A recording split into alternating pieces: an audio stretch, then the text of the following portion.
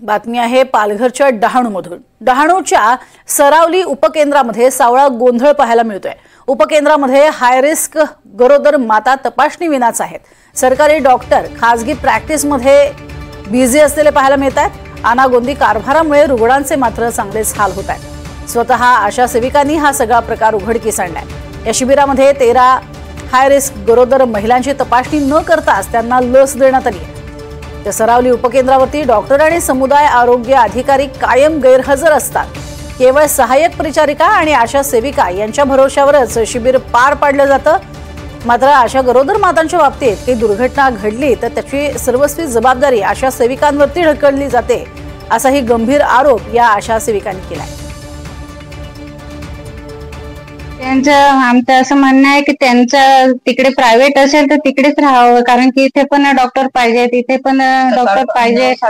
इथे जर एखादं इमर्जन्सी जर असेल तर डॉक्टराची गरज आहे। उपकेंद्र कशासाठी आहे? ते उपकेंद्रात डॉक्टर पाहिजेच। तुम्ही जे असं त्यांच्या संदर्भात काही बोलले तर तुमच्यासाठी दबाव आणण्याची शक्यता आहे, हे नाकारता नाही येणार।